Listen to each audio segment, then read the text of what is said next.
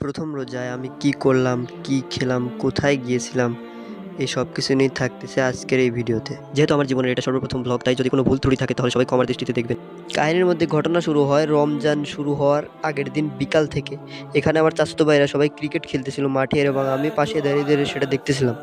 তারপর মাঠ থেকে বাসায় এসে তারাবির জন্য রেডি হয়ে চাচাতো ভাই রিয়নকে ডাক দিয়ে একসাথে দুজনে তারাবি পড়ার জন্য চলে গেলাম। তারপর আমরা মসজিদে পৌঁছে তারাবির জন্য দাঁড়িয়ে যাই এবং নামাজ শেষ করে আসার সময় দেখি যে খালাতো ভাই ইখলাস ফোন হাতে নিয়ে গেম খেলতে ওয়াইফাই যে বাড়িতে আছে এক চাচাতো ভাইয়ের বাড়িতে, ওই বাড়িতে যাচ্ছে। তো ওর সাথে মজা করতে করতে আমরা সবাই বাসায় পৌঁছে গেলাম।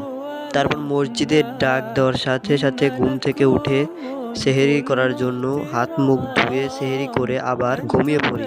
তারপর সকাল থেকে দুপুর 3টা পর্যন্ত আমি এভাবে পাও শুয়ে বসে কাটিয়ে দিই। তারপর এমনি একটু বিছানায় শুয়েছিলাম, হঠাৎ করে বাইরে থেকে শুনতে পাই খালাতো ভাই ইখলাসের গলার কণ্ঠ।